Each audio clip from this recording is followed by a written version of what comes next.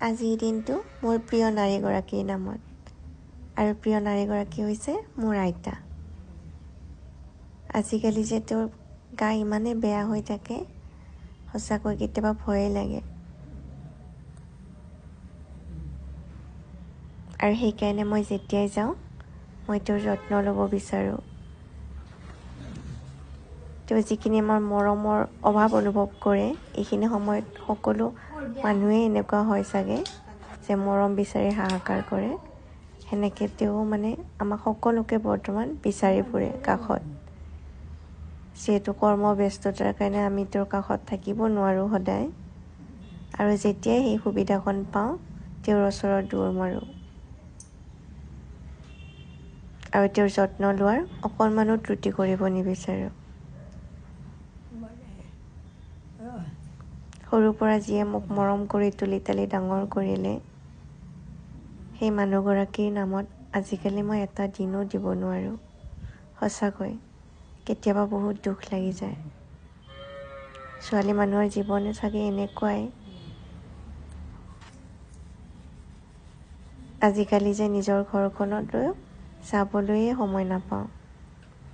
আইতাই সদায় ফোন কৰি কৰি মাতি থাকে, গা বেয়া বুলি কয়, যাবই যে একদম সময় নাপাওঁ।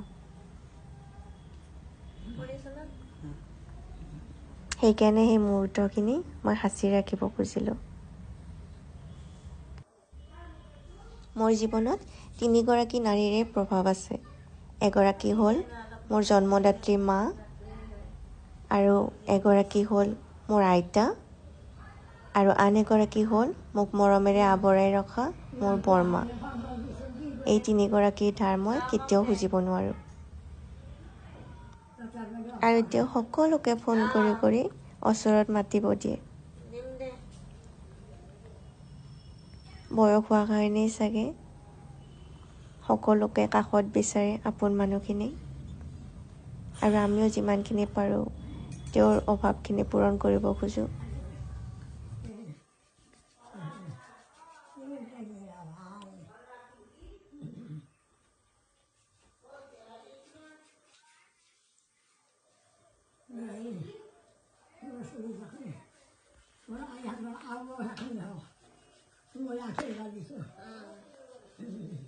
আশীৰ্বাদ দিছা?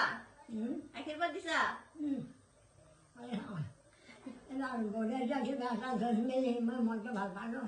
হ'ব দে। হ'ব দে মানে মই ইয়াত দেখা পাতো নাহে।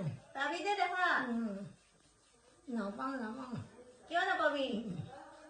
আৰু মই একদম দুৰ্বল হৈছোঁ আজি।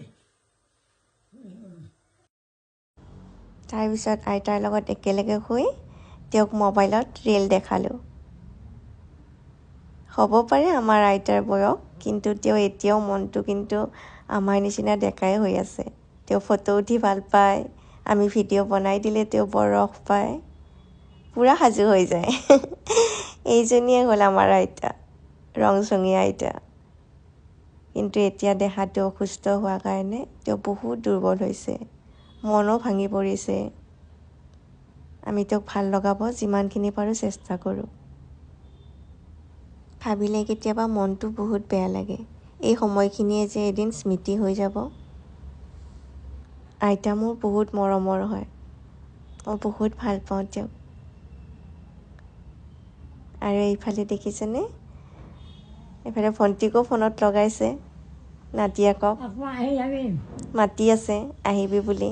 এদিন মোৰ গা বেয়া, সকলোকে আৰু তেওঁ মাতি থাকে। ঠিক আছে, আহিছে।